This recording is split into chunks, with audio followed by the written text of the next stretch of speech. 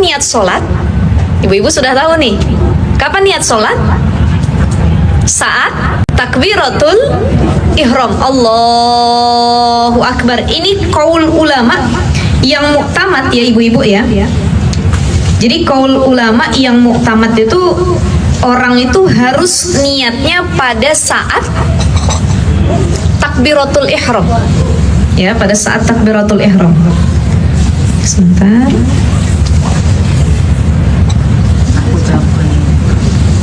Jadi niat itu wajib bersamaan dengan takbiratul ihram. Sekali lagi saya ulang. Kapan niat itu wajib dibaca saat sholat? Bersamaan dengan takbiratul ihram. Ya, saat bersamaan dengan takbiratul ihram. Nah, ini menurut pendapat yang mu'tamad, artinya pendapat yang paling kuat ya, yang bisa disandarkan. Ini juga disebut dengan al-muqaranatul haqiqah atau al-istighdharul haqiqah ya. Tetapi ada beberapa pendapat ulama, ibu-ibu, ulama mutaakhirun ya. Di antaranya ada seperti Imam Ghazali, Imam Haramain, Imam Nawawi mengatakan nggak mesti barengan dari awal takbir niat yang saya udah contohin. Allah, mulutnya ngomong takbir Allah, hatinya usolli fardhu subhi, begitu kelar hu akbar lillahi ta'ala, kan harusnya begitu. Jadi kata para ulama itu dibarengi antara takbir dengan niat. Dalam hatinya niat, lisannya takbir. Ini pendapat yang umum, muktamadnya begitu. Tapi tiga ulama, Imam Nawawi, Imam Ghazali, dan Imam Haramain mengatakan enggak mesti begitu barengan, karena itu sulit. Nyamainnya sulit. Coba deh kita coba bareng-bareng. Kita angkat tangan kita, hatinya niat. Contoh kita mau niat sholat zuhur, lisannya Allahu Akbar ya. Jadi kita angkat tangan kita Allah, bareng-bareng ibu-ibu Allah, hatinya niat ya, sholat zuhur ya, Allahu Akbar. Ini ngawang ya, susah ini. Jadi remeng-remeng, artinya remeng-remeng gimana? Lisannya pengen ngelarin hu akbar, hatinya usolli fardhu zuhri arba'a raka'atin mustaqbilal kiblati adanillahi ta'ala. Nanti kita bahas ya, mana yang penting dibaca saat niat yang jadi kewajiban kalimatnya, mana yang itu sunnah gitu ya. Nah, jadi kata Imam Ghazali, Imam Nawawi, dan Imam Haramain udah secara global aja. Misal begini, Allah usolli fardhu zuhri arba'a raka'atin mustaqbilallahi ta'ala wa akbar gitu. Yang penting diucapinnya pas niat itu, pas takbir itu. Jadi nggak mesti barengan takbirnya kelar, niatnya kelar gitu kata ulama yang tiga ini. Tapi kata ulama yang muktamad, kebanyakan ulama ya harus dibarengin tadi. Artinya kita begini, Allahu akbar sholli fardhu. Itu boleh juga. Kalau menurut ulama yang tadi, atau Allah sholli akbar gitu ya. Jadi nah itu harus dibarengin ketika Allahnya gitu, Allah akbar gitu ya, seperti itu ya. Pokoknya dia harus umum. Jadi kan kalau tadi itu Allah sholli fardhu zuhri arba'a. Nah, untuk menyeimbangkannya, menyesuaikannya kan agak sulit gitu ya. Nah, kalau kata ulama yang tiga tadi nggak apa-apa ngambil jeda sedikit ya, untuk mengelarkan tadi, nggak harus barengan kelarnya.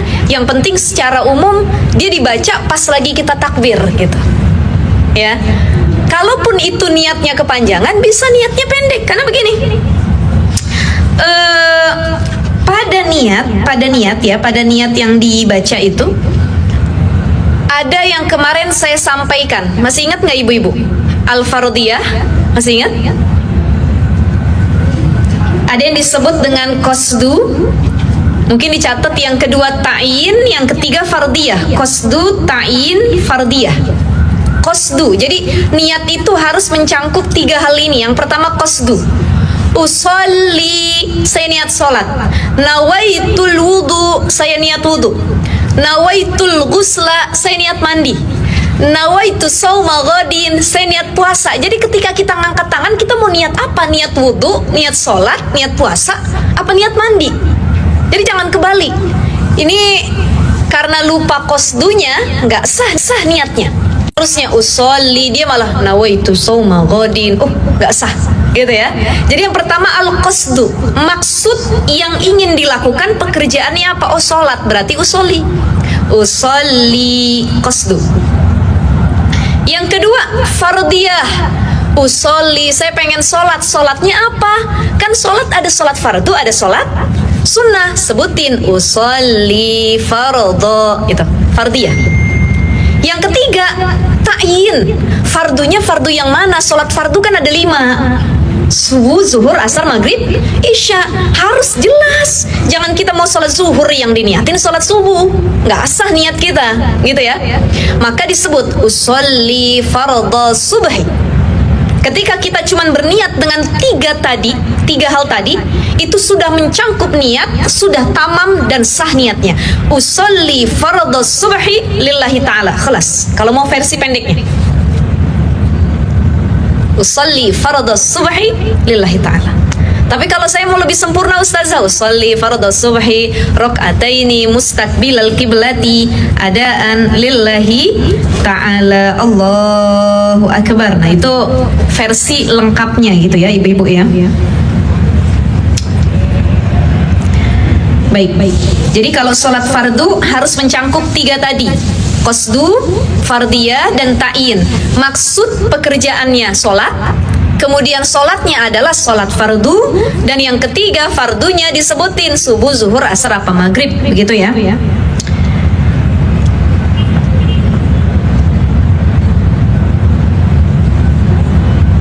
Kalau sholatnya sunnah, niat sholatnya sholat sunnah, maka cuman disebutin 2, qasdu, dan yang kedua itu adalah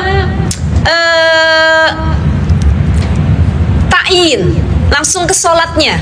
Contoh begini, usolli tahajud, usolli duha, langsung misalkan. Atau lebih lengkapnya, usolli sunnatan tahajud, usolli sunnatan duha lillahi ta'ala. Udah, itu kalau sholat sunnah. Tapi kalau sholat sunnah mutlak cukup usolli sunnatan lillahi ta'ala.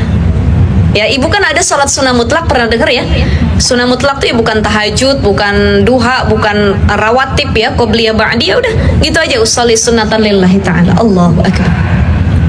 Nah, itu niatnya. Jadi yang harus lengkap tadi adalah sholat fardu. Dia harus menyertakan maunya niatnya apa nih, ke zuhur, asar, maghrib, apa isya, begitu ya. Baik, kita masuk di permasalahan ya, permasalahan niat. Pertama, menurut Imam Ar-Ramli, anak kecil itu tidak wajib niat fardu ya, jadi tidak wajib niat fardu bagi anak kecil.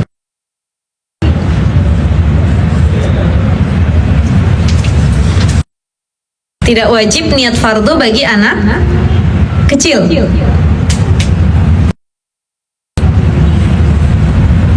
Bahkan kata Ibnu Hajar tidak wajib secara mutlak. Artinya ya anak kecil ini kan belum ada beban kewajiban sholat ya. Artinya kalau dia ninggalin sholat dia belum dosa. Nggak kayak kita sengaja kita ninggalin sholat ya dosa gitu. Apalagi tahu hukumnya. Maka anak kecil kalaupun dia tiba-tiba langsung sholat tapi nggak sempurna niatnya, itu tetap nggak berdosa, nggak dihitung dosa ya. Beda sama kita yang harus dilihat apa niat kita tadi, usolli fardhu subhi, fardiyahnya ada gitu. Seperti itu ya ibu-ibu ya. Permasalahan yang kedua,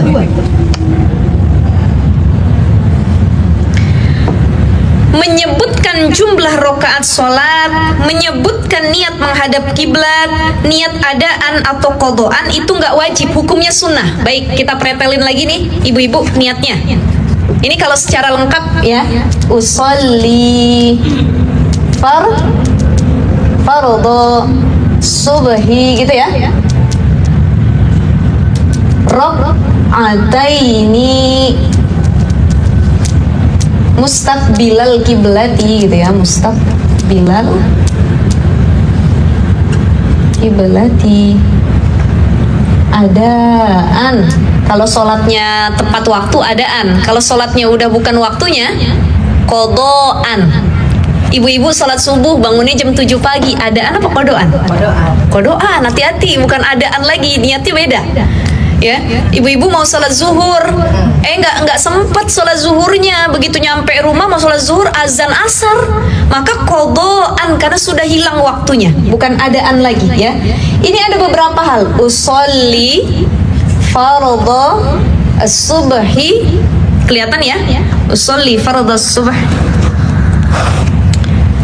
rakaataini mustaqbilal kiblati adaan lillahi ta'ala. Ya.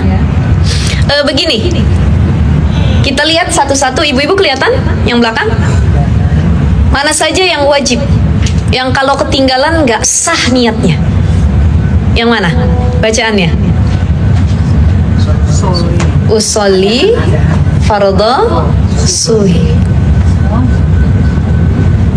Ini gini. Ini kalau pada waktunya ya, pada waktunya kita nggak berbicara kodoan dulu. 3 hal ini tadi menjadi perkara wajib.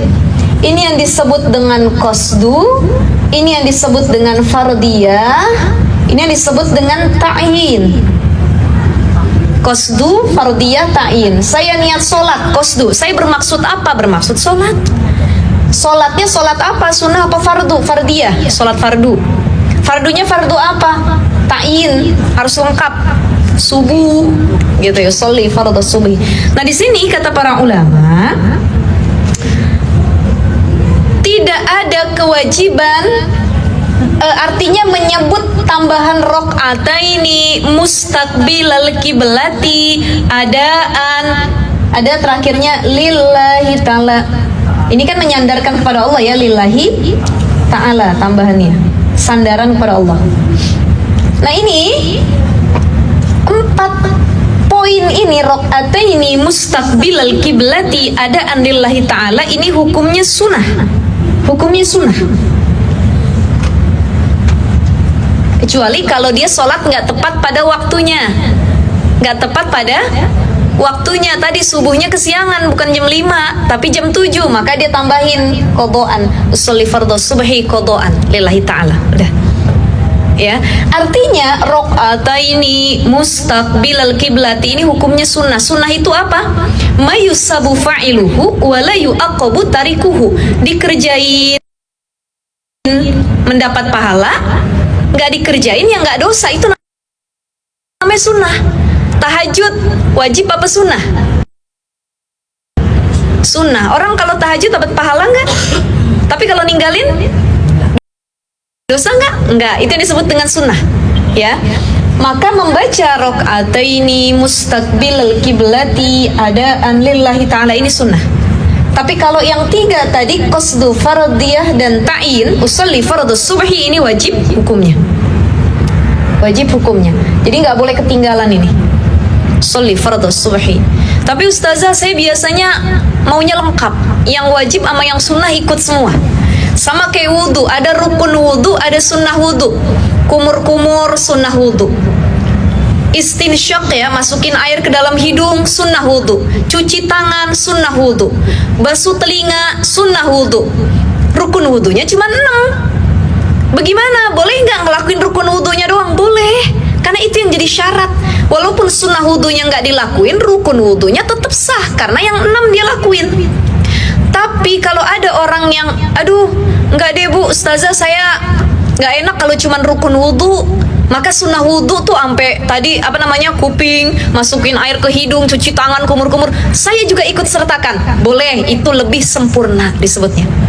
Ya, maka kalau ibu-ibu udah terbiasa dengan niat yang sempurna, maka silahkan diistiqomahkan. Tapi artinya kalaupun cuma 3 tadi yang disebutkan itu sudah mencangkupi dan sudah sah niatnya. Usolli fardhu subhi sah, usolli fardhu zuhri sah. Yang penting pas waktunya. Kalau kelewat waktunya, tambahin qadaan lillahi ta'ala. Oh, dia niatnya sholat qada, gitu ya. Sudah ada pertanyaan sampai sini ibu-ibu terkait niat?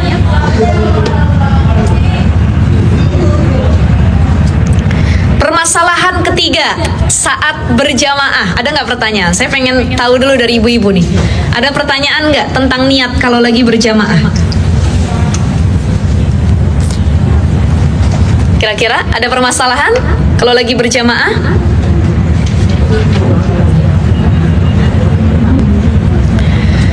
Ada orang sholat sendirian. Contoh, saya sholat sendirian, zuhur. Saya nggak niat jamaah, emang saya mau sholat sendirian. Allahu Akbar. Allahu Akbar kabir, lagi baca doa iftitah nih. Tiba-tiba di belakang saya pukul punggung. Jamaah ya ustazah gitu dia bilang. Jamaah ya ustazah. Sedangkan tadi saya niatnya sendiri. Nggak imaman. Ini bagaimana terkait permasalahan ini? Terkait jika seseorang sholat menjadi makmum dalam berjamaah manapun, maka wajib dia al-ittida, diniatin makmuman. Tapi kalau imam, dia nggak wajib niat imaman. Awalnya dia niat sholat sendiri, tapi tiba-tiba di belakang ada yang tepuk, dia mau ikut jamaah ataupun gak nempuk ya, tiba-tiba ikut sama kita, Allahu Akbar jadi makmum, atau di samping kita ya, maka ya udah, dia nggak apa-apa jadi imam karena niat itu tidak dinisbatkan kepada imam. Tapi kalau makmum, dia akan sah menjadi makmum dengan catatan dia harus niatin dulu jadi makmum. Gak bisa dia ikut sholat ya, dia bilang ada lillahi ta'ala, apa usolli fardhu subhi rakaataini lillahi ta'ala, dia nggak sebut makmuman gitu ya, maka dia nggak sah berjamaah itu gitu, karena dia harus al-iktida ataupun berniat makmuman.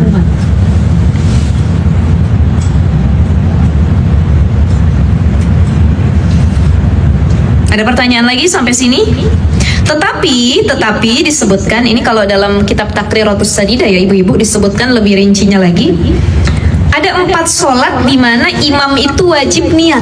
Jadi kalau di sholat-sholat yang tadi kan dia nggak wajib niat, nggak apa-apa ya. Misal ibu-ibu di pertengahan jalan lagi sholat di rest area, Allahu Akbar, tiba-tiba anak kita ngikut makmuman, ya nggak apa-apa, kita nggak niat imaman, yang penting dia kudu niat makmuman. Tetapi ada 4 sholat yang imam harus wajib niat imaman. Ya. Apa saja? Yang pertama sholat Jumat. Sholat Jumat.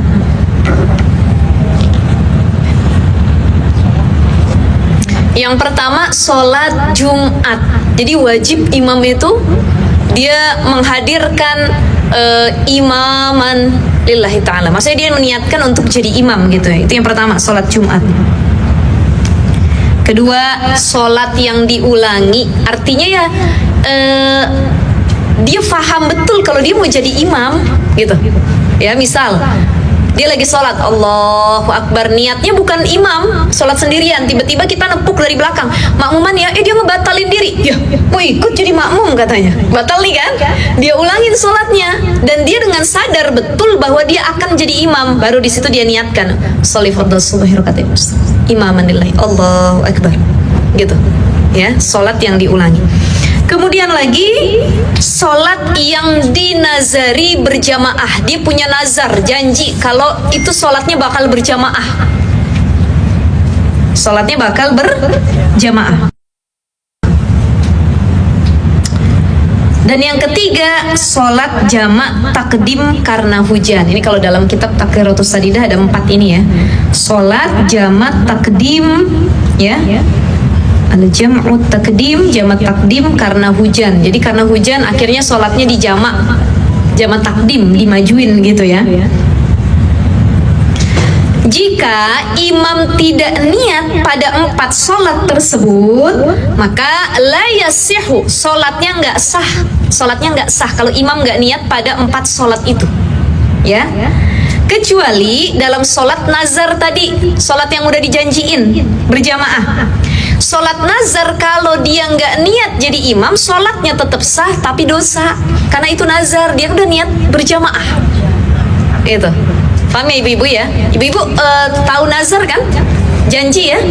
Saya sudah pernah bahas, nanti termasuk kita bahas tentang Ramadan, atau ada yang disebut juga puasa nazar, puasa janji ya, atau nazar-nazar tertentu yang harus dibayar kalau misalkan kita apa disebutnya tidak memenuhinya ya. Contoh ibu-ibu ini kan para istri-istri karyawannya ya, istri-istri karyawan mungkin ada yang jabatannya sudah tinggi, ada yang mungkin masih menunggu untuk naik lagi dan lain sebagainya. Ada istrinya dia doa sama Allah, ya Allah, hari ini suami saya tes di kantor, tes untuk kenaikan jabatan. Kan biasanya gitu kan, ada tes kenaikan jabatan.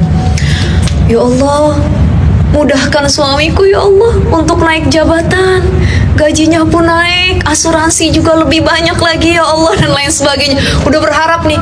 Kemudian dengan doa penuh harapan dia bilang, ya Allah, saya bernazar kalau suami saya naik jabatan, dia lulus tesnya, dia naik ke pangkat tertentu, saya akan puasa selama 1 tahun full. Misal ya, contoh loh. Kadang-kadang orang kan ketika bernazar ini banyak yang nggak dipikir-pikir terlebih dahulu. Makanya hati-hati, bernazarlah sesuatu yang sekiranya kita bisa menuhin. Ada yang kalau anak saya lolos CPNS, saya bakal sedekah 50 juta katanya. Habis itu dia kelimpungan. Waduh, dari mana 50 juta misalnya ya, contoh ya. Atau kalau anak saya diterima di universitas tertentu, saya akan bikin syukuran 7 hari 7 malam, diundang ratusan yatim dan lain sebagainya. Nah misal itu kan nazar yang harus dipenuhi. Makanya kalau mau nazar ya pikir-pikir dulu, sanggup apa enggak. Pengen puasa 1 tahun full ya, 1 bulan aja kita udah ini empot-empotan ibaratnya, susah gitu ngejalaninnya, apalagi 1 tahun full gitu. Jadi ibu-ibu kalau mau nazar, mangga boleh, cuman sanggup nggak kita bernazar tersebut, kita bayarnya. Jangan sampai itu jadi hutang yang nanti kita berdosa karena nggak bisa memenuhinya ya ibu-ibu sekalian ya. Baik, itu terkait niat seorang makmum. Jadi kalau makmum tetap wajib berniat. Ini udah mau hujan ya ibu-ibu ya. Mendung ya. Mendung.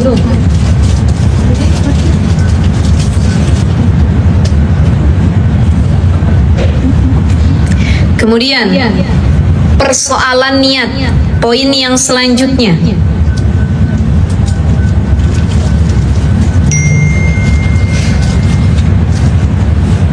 Akan sah niatnya yang dibaca saat takbiratul ihram apabila seseorang yang sedang dalam perjalanan dia mau qasar sholat. Kan lagi perjalanan nih ceritanya ya, contohnya lagi perjalanan, kemudian ya Allah saya jamak, udah dijamak di qasar juga gitu ya, saya niat jamak qasar sholat ya Allah, maka sholatnya akan sah ya niatnya kalau qasornya itu tadi disebutkan. Jadi harus diikut sertakan. Kecuali kalau itu bukan sholat qasar, baru nggak perlu diikut sertakan ya. Jadi seperti itu. Jadi terkait dengan niat, dibacanya dalam hati, dibarengi dengan perbuatan awal yang ingin dilakukan, yaitu sholat. Dan niat itu boleh dengan bahasa Arab, afdolnya begitu. Tapi kalaupun nggak hafal bahasa Arab, kita pakai bahasa Indonesia itu juga boleh. Gitu ya, ibu-ibu ya. Itu niat. Contoh, niat puasa nih kepanjangan gak hafal, nawaitu shauma ghadin, atau niat mandi wajib, nawaitul ghusla li raf'il hadasil akbari lillahi ta'ala. Kita gak hafal, pakai bahasa Indonesia dalam hati, saya niat mandi besar karena Allah. Itu sudah mencakupi. Tetapi afdolnya memang bil lughatil arabi, dengan bahasa Arab. Gitu ya, makanya pentingnya belajar biar kita ngafalin. Masa niat aja kagak hafal, usolli fardhu subuh, masa itu juga kita mikir-mikir dulu ya, minimal itunya hafal gitu, insyaallah di situ ya. Ada pertanyaan ibu-ibu sampai sini? Saya izin minum ya. Mangga, ada pertanyaan? Silahkan.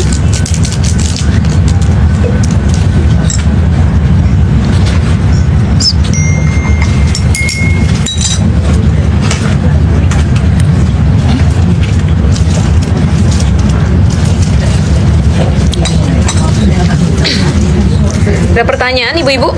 Kita lanjut.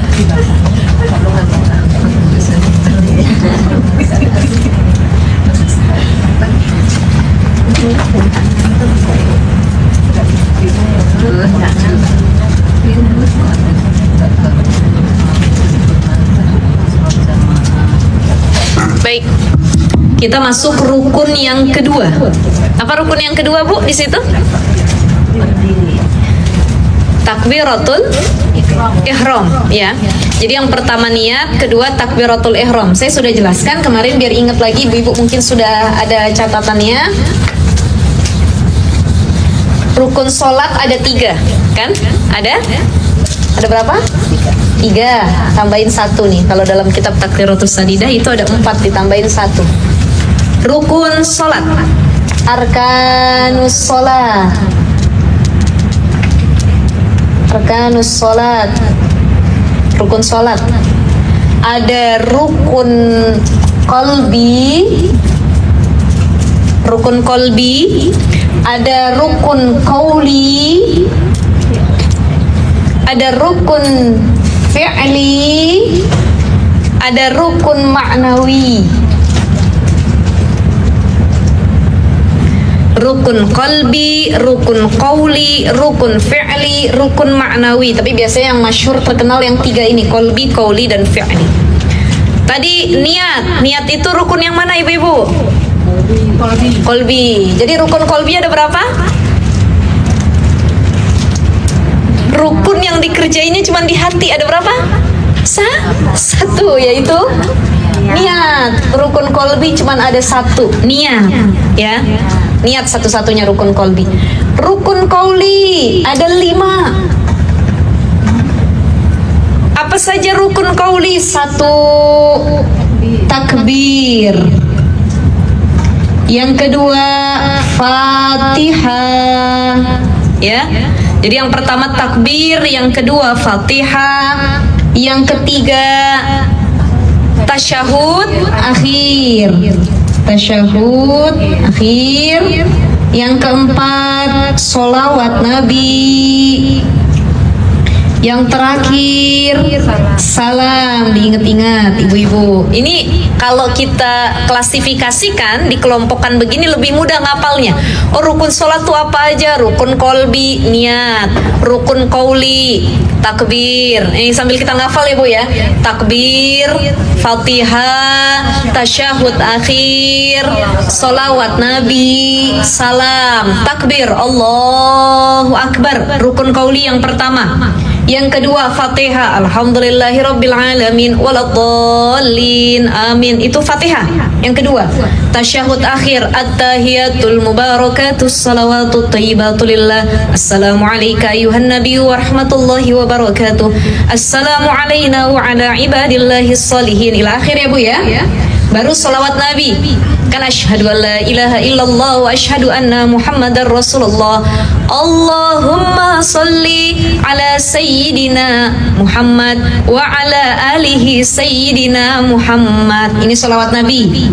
Yang kelima baru salam. Assalamualaikum warahmatullah. Assalamualaikum warahmatullah. Nanti salam itu kita bahas di akhir, ya. Tapi paling tidak salam itu harus minimal ucapannya tadi, assalamualaikum. Assalamualaikum itu paling pendeknya. Tapi kalau pengen lengkapnya, assalamualaikum warahmatullahi wabarakatuh. Assalamualaikum warahmatullahi wabarakatuh. Nggak boleh assalamualaikum, assalamualaikum. Itu nggak boleh tuh. Itu udah kayak mau masuk rumah tapi kagak ada orang. Assalamualaikum. Ya, bahasa mana ini assalamualaikum gitu ya. Nah, ini harus jelas. Nanti ada tuh syarat-syarat salam, ya, di akhir akan dijelaskan assalamualaikum gitu. Nggak boleh diganti. Saya mah karena ngerti bahasa Arab, saya pengen dimodif deh. Nggak mau assalamualaikum. Assalamu alaina, assalamu alaina katanya. Yang satu lagi assalamu alaika, assalamu alaiki. Oh, nggak boleh. Jadi harus tadi. Ini nanti ada syaratnya di akhir, insya Allah kita pelajarin, ya. Tapi masih panjang, mungkin habis Lebaran lah insya Allah, ya, ibu-ibu, ya. Karena bulan depan masuk ke fikih Ramadan dulu. Assalamualaikum, seperti itu. Nah, ini 5 rukun qauli. Artinya apa? Rukun yang nggak sah sholat kalau nggak ada perkara ini. Jadi perkara ini tuh menjadi wajib, menjadi rukun dilakukan dalam sholat. Dan rukun ini dilakukannya qauli dengan ucapan. Takbir nggak boleh, nggak kedengeran. Allahu Akbar nggak boleh. Itu niat namanya, dalam hati. Jadi kalau takbir Allahu Akbar. Fatihah, nah ini mohon maaf banyak nih. Fatihah itu kan wajib di tiap rokaat. Baik itu sholat subuh ataupun zuhur, isya yang 4 rokaat. Tiap rokaat baca Fatihah. Maka Fatihah itu atau rukun qauli itu adalah sesuatu yang wajib diucapkan dan minimal kedengeran sama kuping sendiri. Gak harus orang lain dengar, kuping dia sendiri. Maka kalau ada orang baca Fatihah dalam hati, maka Fatihahnya bukan rukun qauli, gak sah. Jadi minimal kedengeran sama kupingnya. Bismillahirrahmanirrahim. Alhamdulillahirabbil alamin. Ar-Rahmanir-Rahim Maliki yaumiddin. Iyyaka na'budu. Itu pelan-pelan aja, nggak usah. Alhamdulillahirabbil alamin waladdallin. Amin. Nah, itu nggak perlu seperti itu, karena yang penting kedengeran kuping kita sendiri. Tasyahud akhir jangan. Sering orang sholat kayak diem, nggak ada rukun qaulinya. Diam. Ya, terus kemudian apa? Sholawat Nabi. Allahumma sholli ala Sayyidina Muhammad wa ala alihi Sayyidina Muhammad. Baru nanti kelengkapannya kama sholaita ala Sayyidina Ibrahim. Itu kan nggak wajib. Yang wajibnya tadi inti sholawatnya Allahumma sholli ala Sayyidina Muhammad, itu pelengkap aja. Terus salam jangan kayak orang gagu. Cuman gerakin kepala doang. Padahal itu rukun qauli, ucapan assalamualaikum, assalamualaikum, gitu. Makanya penting sholat ini penghayatan. Yang kedua tuh kita tahu ilmunya, jadi enak ngamalinnya. Oh, ini rukun qauli, harus diucapin minimal kedengeran sama kuping kita, begitu ya ibu-ibu ya. Itu rukun qauli. Ada pertanyaan sampai sini?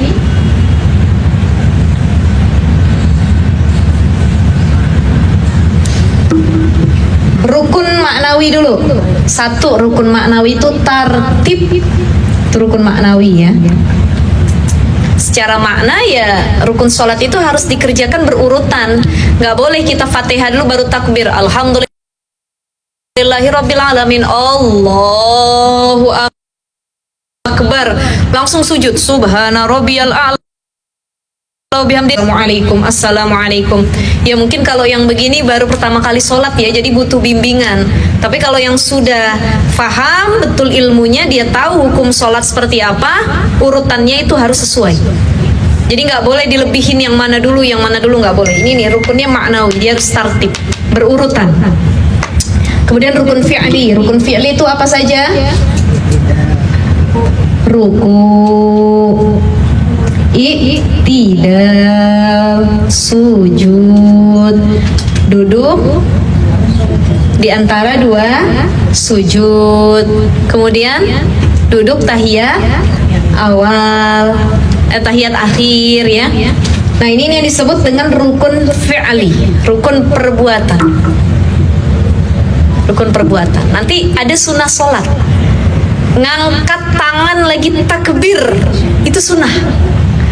Yang wajib takbirnya, karena rukun qauli, ngangkat tangannya sunnah. Contoh, ibu pernah nggak ngelihat orang sholat begini? Allahu Akbar, langsung gitu? Pernah nggak? Allahu Akbar, kan harusnya Allah gitu ya. Nah, ini ngangkat tangannya tuh sunnah. Karena yang wajib jadi rukunnya adalah tadi ucapan takbirnya Allahu Akbar. Jadi kalau ada orang tiba-tiba Allahu Akbar, jangan disalahin, berarti dia sunnahnya nggak diambil. Dia langsung ke inti wajibnya tadi takbiratul ihram. Cuman afdolnya yang sunnah diikutin, yang wajib dikerjain. Kan afdol ya, semuanya tuh sempurna gitu, kita kerjain juga. Seperti itu. Kemudian ya, tasyahud akhir atau awal ustazah yang rukun fi'li? Tasyahud akhir, duduk iftirash maksudnya. Oh, kirain awal, soalnya tadi tasyahud akhir kan qauli. Bacaannya ya. Bacaannya. Ini duduknya. Oh gitu ya. Duduknya. Kalau ini bacaannya ya, karena fi'li kan perbuatannya ya. Maksudnya tingkah lakunya gitu. Seperti itu. Kalau ini tasyahud akhir adalah bacaannya, at-tahiyatul mubarakatus shalawatut thayyibatulillah gitu ya. Seperti itu. Nah ini 4 poin, 4 item ya, qalbi, qauli, fi'li, dan ma'nawi. Seperti itu. Nah, kita masuk ke rukun kedua, takbiratul ihram. Nah, kita bahas nih takbiratul ihram. Kalau di sini yang kedua wal qiyamu ma'al qudrati ya, berdiri bagi yang mampu. I'lam anna al-qiyama aw ma yaqumu maqamahu 'inda al-ajzi kal qu'udi wal ittija'i ruknun fi shalatil fardhi lima ruya Umar bin Husain radhiyallahu an qala kanat bi bawasir fasa'altu Rasulullah an salati faqala salli qa'iman fa illam tastati fa qa'idan. Jadi Nabi SAW pernah bersabda gitu ya, sholli qa'iman, kata Nabi, sholatlah engkau dalam keadaan berdiri. Fa ilam tastati fa qa'idan, kalau berdiri nggak mampu, fa qa'idan, duduk. Ya, fa ilam tastati fa ala janbin, kalau duduk nggak mampu, dia boleh untuk apa namanya, miring ke samping gitu ya, miring ke samping. Seperti itu. Nah ini kita bahas di takbir dulu ya, nanti baru wal qiyamu ma'al qudrati wa takbiratul ihram. Karena tadi kan sudah niat bareng dengan takbiratul ihram biar sejalan dulu gitu ya. At-takbiratul ruknun min arkanis salat liqaulihi alaihi salatu wassalam miftahus salah al-wudu wa tajrimuha at-takbir wa tahliluha at-taslim. Kunci sholat itu adalah wudhu ya, dan menghalalkan memulai sholat itu dengan takbir, kemudian mengakhirkan sholat itu dengan salam gitu. Jadi kalau udah masuk takbir yang tadinya halal jadi haram. Makan halal nggak makan? Halal nggak makan? Makan rendang, makan ayam semur, halal tuh, kandungannya semua tempe halal. Tapi kalau udah Allahu Akbar, yang tadinya tempe halal jadi haram. Biarpun tempenya nyangkut di gigi kita, sisa-sisa nih, tanggung dah, saya telan aja. Udah Allahu Akbar lagi, Allahu Akbar kabiro. Enak juga nih, masih ada sisa-sisa semurnya gitu, ditelan ya, haram itu, membatalkan sholat gitu. Jadi yang tadinya halal jadi haram kalau sudah masuk takbiratul ihram ya, harus dilepeh. Jadi kalau ada sisa makanan di mulut dilepeh, tapi lepehnya kalau lagi berjamaah jangan ke samping. Kena temennya gitu ya, dilepeh hati-hati. Jadi para ulama itu menyuruh untuk langsung mengeluarkan makanan yang ada di dalam mulut gitu ya, ibu-ibu ya. Tapi kalaupun nggak mampu dikeluarkan, misal ya ditahan di mulutnya, boleh saja dengan catatan dia harus benar-benar penuh kehati-hatian untuk tidak tertelan. Ya kalau ketelan, Karena khawatir ketelan, maka dianjurkan untuk dikeluarkan langsung. Gitu ya. Kan kita nih suka usil kadang-kadang. Ini berlaku bukan cuman pas sholat ya ibu-ibu, lagi puasa. Kita udah sikat gigi atau siwak dari subuh. Ya, abis makan apa disebutnya, ya rendang dah, enak bener rendang tuh bumbunya ya, ternyata nggak kesikat gigi tuh sisa rendangnya. Begitu pagi-pagi abis sholat subuh, abis baca Quran, kita ngorek-ngorek gigi, daging yang tadi nih enak bener rasanya nih ya, masih lagi puasa lagi. Iya, kalau pagi kan masih ini ya, masih belum lama dari sahur. Ini jam 10 pagi, jam 11 lagi aus-ausnya, lagi lapar-lapernya. Udah gitu buka HP yang dilihat resep masakan. Ya Allah, ada yang nyangkut sisa di gigi. Rendang dikit nih, telan deh. Itu nggak boleh. Yang seperti itu ya. Jadi harus dikeluarkan baik ketika kita puasa ataupun saat sholat gitu ya. Ya. kalau air liur apa ludah gimana? Sama. Air liur ini karena mau Ramadan ya, biar agak dibahas sedikit ya. Air liur ataupun ludah, dia tertelan tidak masalah dengan catatan harus memenuhi 3 syarat. Apa syaratnya? Yang pertama, ludahnya atau air liurnya tidak bercampur dengan ludah orang lain. Loh, ini bukan, mohon maaf, ini bukannya ini ya, tapi ini fikih. Fahim ya ibu-ibu ya. Contoh begini.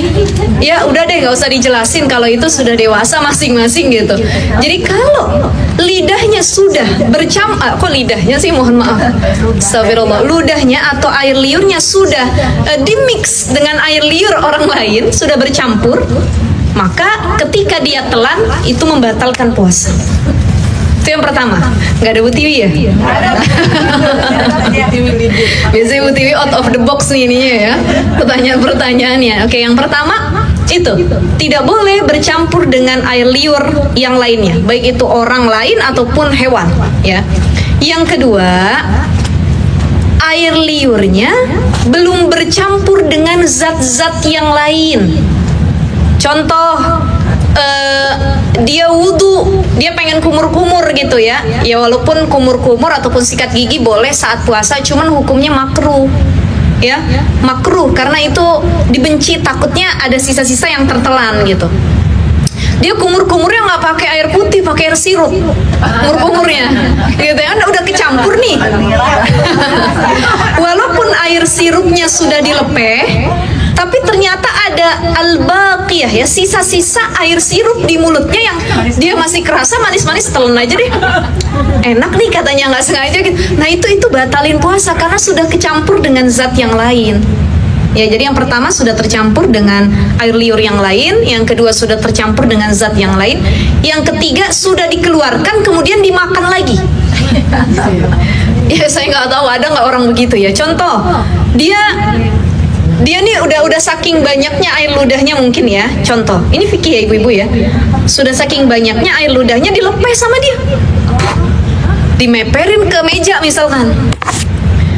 Kata dia, aduh aus bener sayang, dia udah ambil lagi, dia telan lagi. Contoh. Ya cuman kalau secara akal, kalau orang waras, sehat, afiat, pikirannya kayaknya nggak gitu deh gitu ya. Ya contoh, dimakan lagi terus dia telan, maka itu batal puasanya. Ya, karena sudah dikeluarkan kemudian ditelan kembali. Itu. Jadi tadi kalau lagi puasa menelan air liur sendiri atau ludah sendiri enggak batal selama tidak ada 3 poin tadi. Oke ya ibu ya, begitu ya, sudah dipahami. Jadi jangan dicampur nanti sama yang lain-lain gitu. Jangan jadi alasan kita gitu. Baik, ada pertanyaan lagi?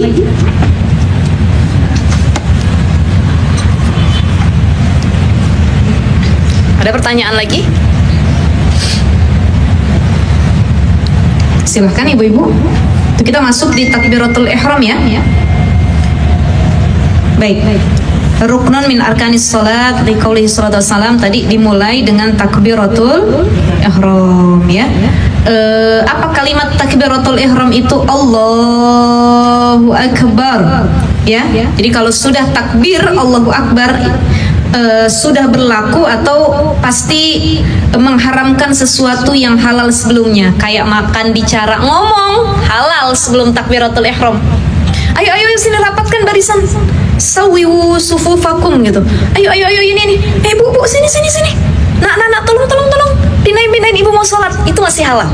Tapi ketika sudah Allahu akbar, haram berbicara sesuatu yang dimengerti dan itu pembicaraan itu haram.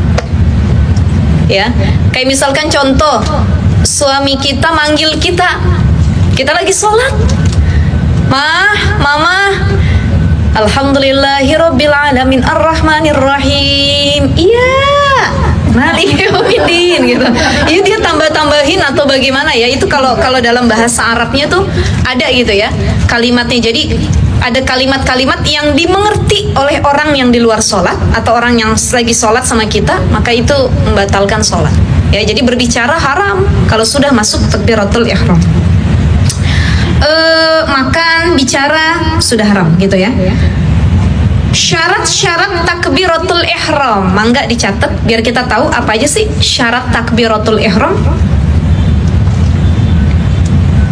Pertama, harus terdengar oleh telinga sendiri karena takbiratul ihram adalah rukun qauli atau rukun ucapan. Allahu akbar, Allahu akbar, Allahu akbar. Gitu ya, terdengar sama diri sendiri. Ya, Allahu akbar gitu. Yang kedua, syaratnya adalah sebagaimana jelaskan dalam syair ini ya.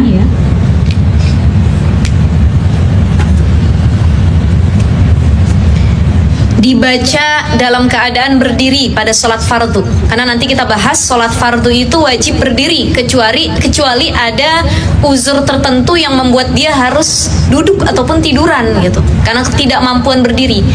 Tapi wajib pokoknya kalau fardu itu berdiri ya, harus dipaksakan bagaimanapun caranya, kecuali tadi ada penghalang yang membuat dia nggak bisa diri dalam keadaan berdiri.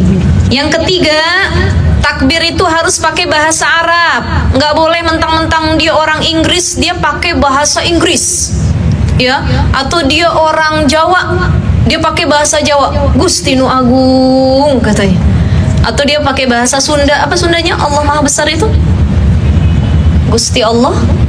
Nggak ada orang Sunda di sini. Gusti Allah, ya begitulah ya. Atau orang Betawi, Allah gede banget gitu ya. Nah itu nggak boleh.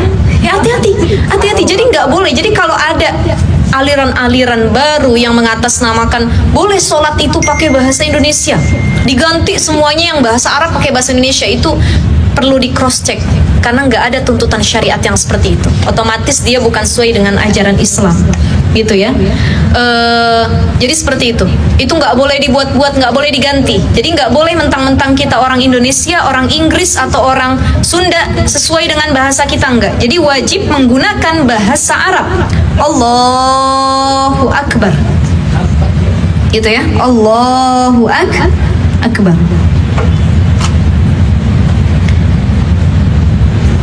Yang keempat, tertib. Nggak boleh akbar dulu baru Allah. Misalkan akbar Allah gitu. Itu nggak tertib. Jadi harus berurutan. Allahu Akbar. Allahu Akbar. Gitu ya.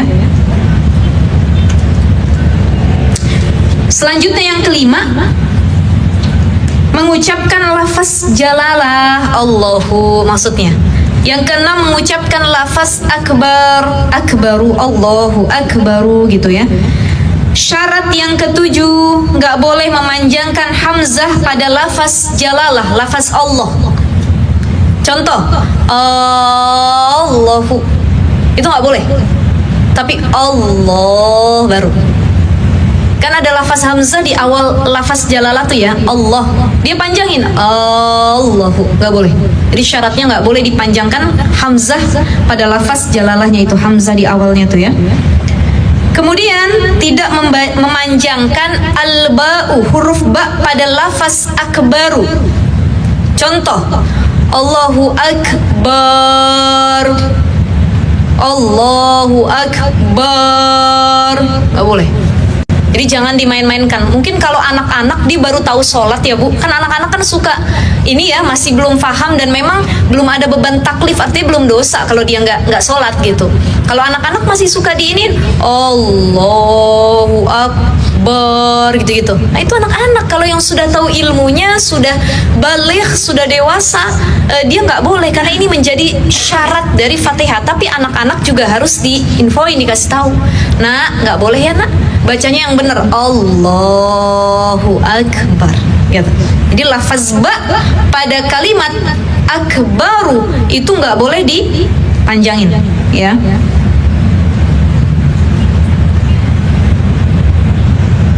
Kemudian ba-nya pada lafaz akbaru tidak dibaca tasydid. Allahu Akbar gitu.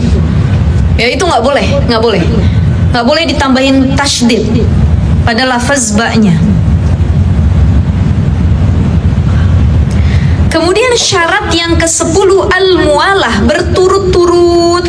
Nggak boleh ada jeda antara lafaz jalalah dan lafaz akbar. Jadi Allah, diam semenit kemudian Allahu Akbar gitu.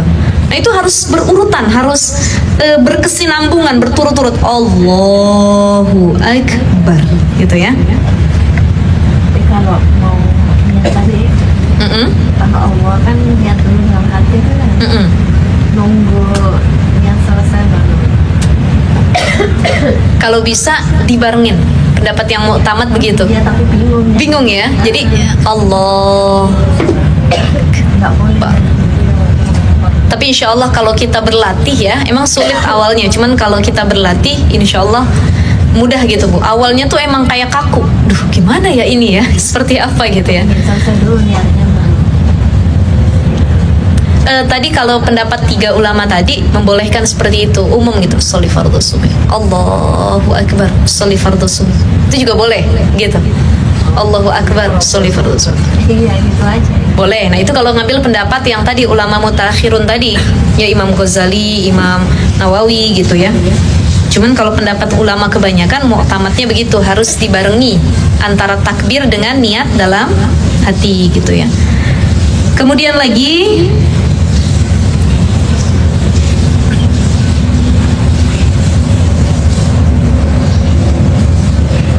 tidak menambah huruf waw di antara lafaz Allah dan lafaz akbar. Contoh, Allah, Allahu akbar. Kan nggak boleh panjang tuh. Kalau ada waw kan berarti dia jadi mad tabi'i. Betul ya? Ibu-ibu. Kalau ditambah waw, Allahu akbar. Allahu akbar. Nggak boleh. Jadi Allahu akbar. Gitu. Ya, jadi nggak boleh nambah waw setelah lafaz jalalah menuju ke lafaz akbar. Kemudian lagi nggak boleh nambah waw sebelum lafaz Allah. Allahu akbar ditambahin waw di depannya. Wallahu akbar. Wallahu akbar, nggak boleh. Jadi nggak boleh ditambahin walaupun cuma huruf waw. Harus murni Allahu akbar. Tuh ya. Dan terakhirnya menjaga huruf-huruf yang ada pada takbiratul ihram, baik tadi lafaz Allah jalalah maupun lafaz akbar, nggak mengganti dengan yang lainnya, ya, nggak mengganti dengan yang lain. Jangan diganti harokatnya atau diganti hurufnya.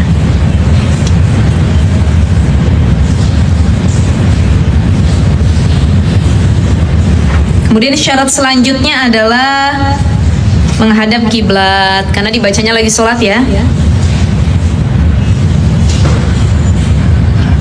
Mengakhirkan kalau dia lagi berjamaah makmuman, maka dia harus nunggu imamnya kelar takbir baru dia takbir.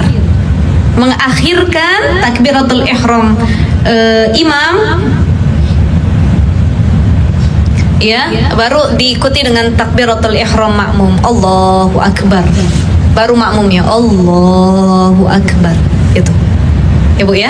Jadi seperti itu. Jadi dalam berjamaah tuh nggak boleh kita mendahului imam. Imam belum takbir kita udah takbir. Imam belum sujud kita udah sujud duluan. Belum bangkit dari sujud kita udah bangkit duluan. Nah itu nggak boleh ya. Jadi harus ngikutin pada imam dan harus dilakukan setelah imamnya selesai. Permasalahan al-mushkilah, permasalahan dalam takbiratul ihram. Nah, apa saja perkara-perkara dalam takbiratul ihram dalam kitab Takriratus Sadidah ini juga disebutkan diperbolehkan mema'rifatkan takbiratul ihram, artinya menambah al pada lafaz jalalah dan takbir. Kan tadi bacaannya Allahu akbar, ditambahin al boleh. Allahul akbar. Allahul akbar. Boleh, cuman hukumnya di sini khilaful afdol. Khilaful afdol ini disebut juga dengan khilaful aula atau makruh tanzih. Ya, artinya tuh perkara yang menyalahi aturan utama. Cuman nggak dosa, gitu. Nggak dosa. Cuman gini, dia nggak dosa, jadi khilaful afdol tuh nggak dosa, tapi dia menyalahi aturan umumnya aja gitu. Aturan umumnya kan Allahu akbar, tambahin Allahul akbar. Jadi kalau bisa kita pakai yang umum saja gitu ya, bukan yang khilaful aula ataupun khilaful afdol ini. Yang kedua, diperbolehkan melafazkan, artinya diperbolehkan, cuman ya tadi makruh tanzih, dibenci gitu ya, menyalahi aturan umum. diperbolehkan melafazkan satu sifat atau dua sifat dari sifat-sifat Allah. Misal, Allahu Akbarur Rahman, Allahu Akbarur Rahman, Allahu Akbarur Rahman, Allahu Akbarur Rahim. Boleh, tapi sekali lagi khilaful afdal, menyalahi yang sudah umum gitu. Tapi dia nggak dosa begitu ya. Permasalahan ketiga, bagi orang yang nggak mampu ngucap takbiratul ihram, maka dia wajib mempelajari dulu, baru dia mulai sholat. Masa takbir aja dia nggak hafal gitu. Ada orang mu'alaf masuk Islam, dia nggak hafal bacaan sholat yang lainnya. Nanti ada kita bahas bacaan apa yang harus dibaca. Dia tasbih doang boleh, termasuk mengganti Fatihah. Kalau Fatihah dia belum hafal, bagi yang mu'alaf baru masuk Islam. Tapi kalau takbiratul ihram, dia harus pelajarin dulu. Itu singkat sekali, Allahu Akbar. Insya Allah lah, kalau mu'alaf zaman sekarang, jangankan takbir, solawat juga hafal. Banyak ya, ada yang solawat dia udah hafal, bahkan surah apa dia udah hafal. Nah itu bagus seperti itu ya.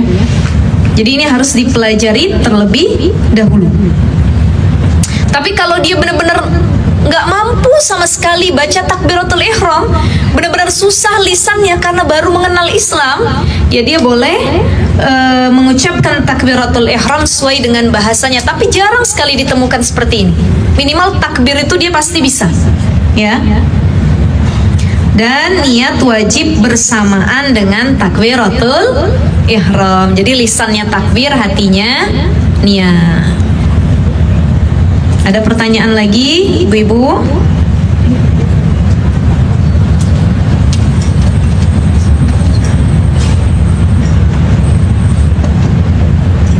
Ada pertanyaan sampai sini?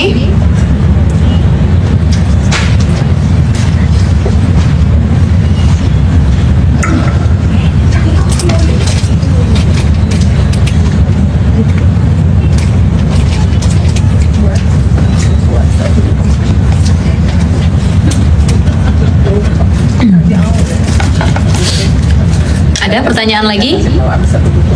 Ibu, mangga. Dari tadi niat sampai takbiratul ihram.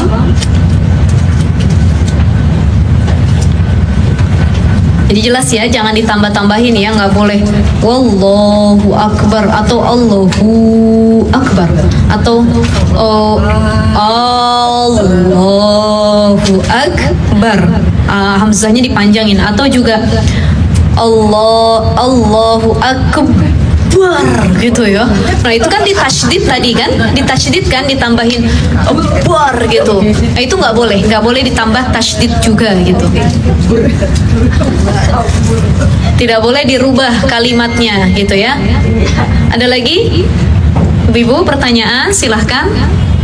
Mau nanya, kan tadi syarat takbiratul ihram terdengar untuk gimana kalau untuk yang orang yang punya gangguan? Minimal yang kalau dia punya gangguan pendengaran, minimal dia merasakan kalau lisannya tuh berucap. Ada orang yang suaranya kan kecil banget, tapi dia tuh merasa, kan dia merasa tuh. Merasa nggak apa-apa ya? Nggak apa-apa. Nah ini bagi orang-orang yang memang pendengarannya terganggu. Tapi kalau kayak kita yang insya Allah sehat afiat, pendengarannya itu harus denger takbir sendiri. Allah, jangan. Ada orang yang dari awal gagu mulutnya, Fatihah nggak ngomong, takbir nggak ngomong, padahal dia paham itu rukun kauli. Atau mungkin dia gagu dan nggak berbicara sama sekali karena dia nggak paham ilmunya itu. Dua, bisa jadi satu, dia bisu. Kalau bisu ya sudahlah, dimaafu ya. Kalau bisu itu rukun kaulinya jadi rukhsah karena dia punya kekurangan, tidak bisa berbicara gitu.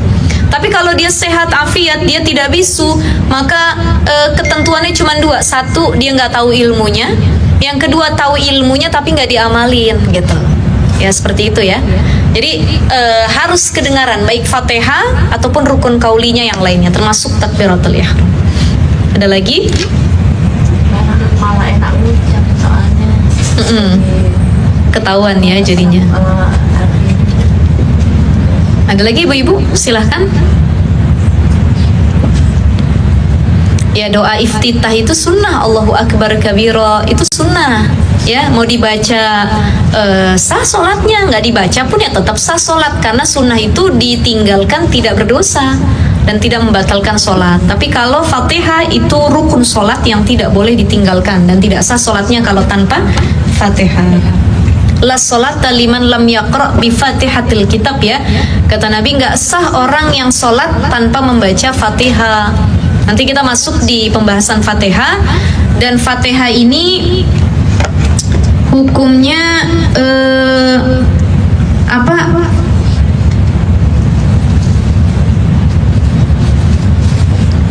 Jadi Fatihah itu nggak ada apa ya? Nggak gugur kewajibannya bagi siapapun. Kecuali bagi satu, Fatihah itu gugur, artinya nggak apa-apa nggak dibaca, atau baru dibaca sedikit tapi belum sempurna keseluruhan. Siapa itu? Bagi siapa gugur kewajiban Fatihah? Bagi makmum masbuk, makmum yang ketinggalan. Dia baru takbir Allahu Akbar, Bismillahirrahmanirrahim, baru Bismillah udah ruku imamnya, dan imamnya rukunya cepat lagi. Ya udah, dia tanpa melengkapi Fatihahnya, tanpa baca Fatihah, itu sudah gugur kewajibannya, dia langsung ikut sama imam, gitu. Ya, tapi kalau dia bukan makmum masbuk, maka dia harus menyempurnakan Fatihah walaupun dia makmum. Tapi kan ustazah imamnya udah baca Fatihah, ya kelar imam Fatihah, makmumnya baca Fatihah, gitu. Ya, biasanya kan imam itu kalau udah kelar Fatihah, dia ada jeda menuju surah pendek. Waladhdallin itu kalau kita lagi imaman, lagi makmuman berjamaah, kan biasanya kalau imam ghairil maghdubi alaihim waladhdallin, makmumnya bilang apa? Amin. Baca amin, jangan gagu banget gitu. Tapi aminnya kalau perempuan lagi jamaahnya sama laki-laki, aminnya kecil aja. Ini laki-lakinya kecil, perempuan yang gede, amin gitu. Apalagi suara kita kan aurat ya, dan itu dalam sholat. Kalau ada laki-laki, maka aminnya kecil aja, amin. Tapi tetap ikut mengaminkan. Kenapa? Karena kalau imam ketika ini kata Nabi SAW, ya, kalau imam sedang membaca ghairil maghdubi alaihim waladhdallin, ini para malaikat tuh di akhir mereka bilang amin semua. Maka ucaplah amin untuk berbarengan dengan para malaikat itu.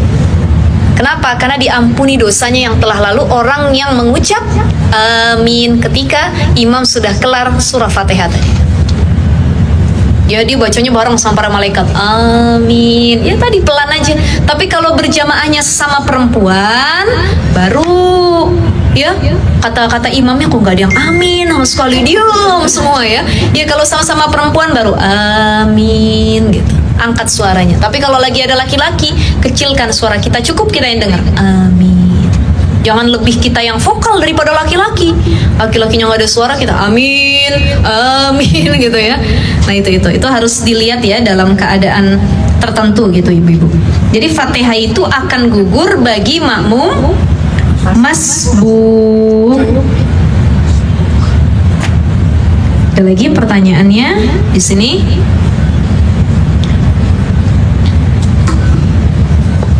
Sudah? Sudah ibu-ibu? Atau ada yang lain? Terkait yang lain?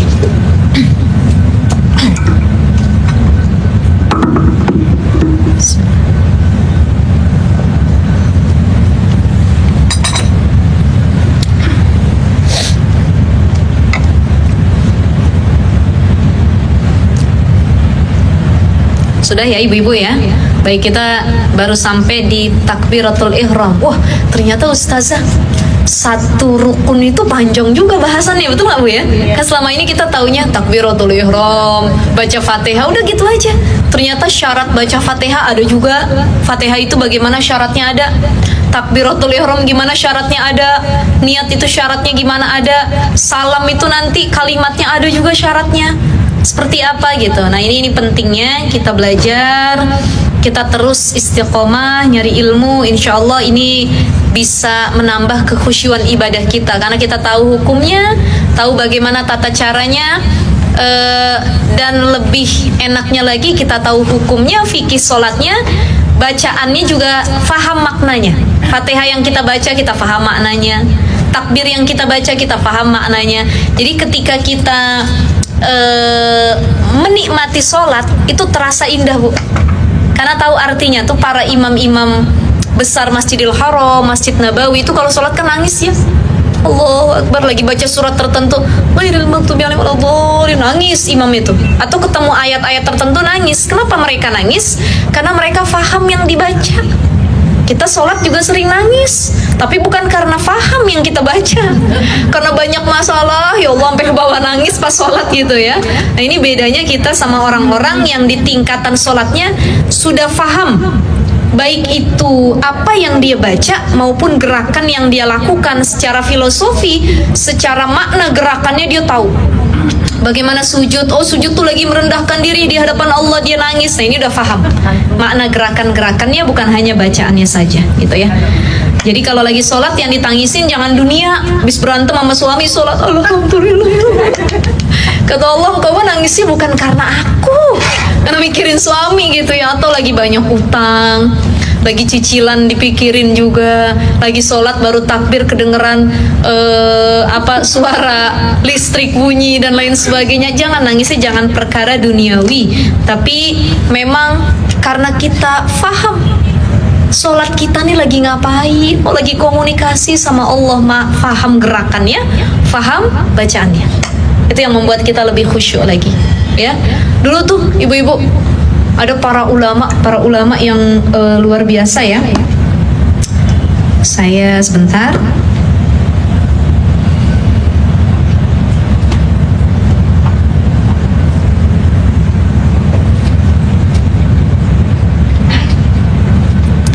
Ini ada sebentar.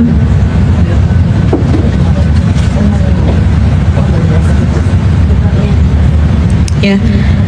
Mari saya habis bikin PowerPoint slide ya tentang Isra Mi'raj. Jadi ada kisah orang-orang solih, ulama-ulama terdahulu yang sangat menjaga kualitas sholatnya. Saking khusyunya tuh sampai nggak kerasa dia. Ada orang di sekitarnya kan. Kalau kita kan beda kita. Kita nih gampang ke distract. Pikiran kita lagi sholat, tiba-tiba anak kita di samping main handphone disetel lagu. Yang ada bukan kita meresapi bacaan sholat, malah kita ikut nyanyi lagi sholat. Ada nggak? Ada, gampang ke distract dengan sesuatu di luar sholat.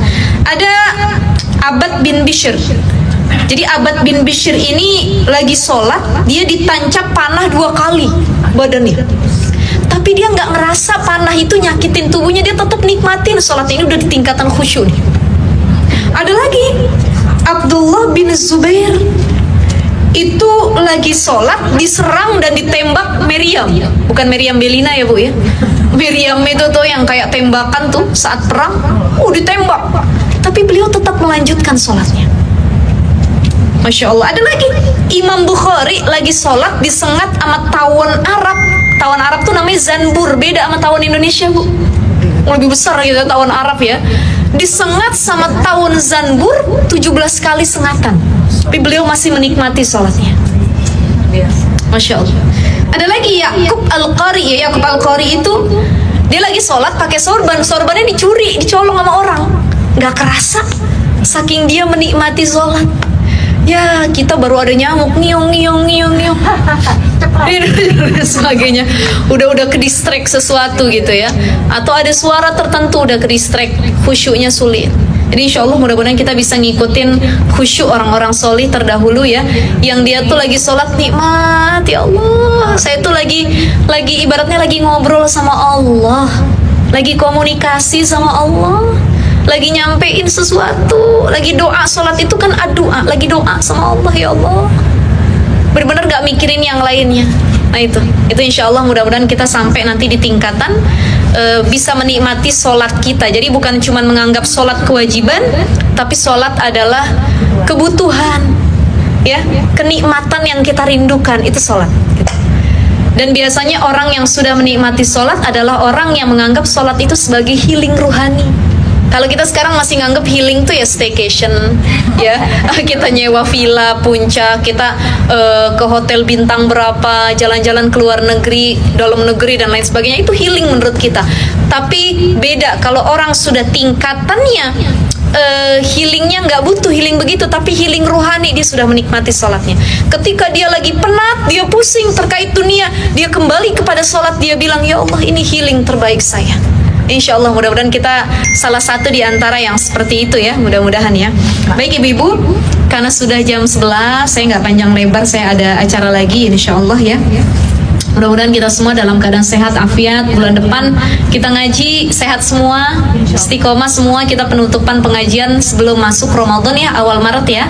Insya Allah nanti kita bahas di fikih puasa. Mudah-mudahan diistiqomahkan, dimudahkan setiap niat baik kita. Kita baca Ummul Quran Suratul Fatihah insya Allah. Apa yang kita pelajari pada pagi hari ini mudah-mudahan bisa kita amalkan khususnya dalam ibadah kita sehari-hari. Ala hadhihi niyah wa ala kulli niyatin salihah wa ila hadratin Nabi Mustafa Muhammadin sallallahu alaihi wasallam. Syai'unillahi lahum al-Fatihah. A'udzu billahi minasy syaithanir rajim. Bismillahirrahmanirrahim. Alhamdulillahi rabbil alamin, arrahmanir rahim, maliki yaumiddin. Iyyaka na'budu wa iyyaka nasta'in. Ihdinas siratal mustaqim, siratal ladzina an'amta 'alaihim ghairil maghdubi 'alaihim waladdallin. Rabbana ighfir lana wa liwalidayna. Subhanakallahumma wa bihamdika nashhadu an la ilaha illa anta nastaghfiruka wa natubu ilaik. Terima kasih ibu-ibu, kurang lebihnya mohon maaf. Assalamualaikum warahmatullahi wabarakatuh.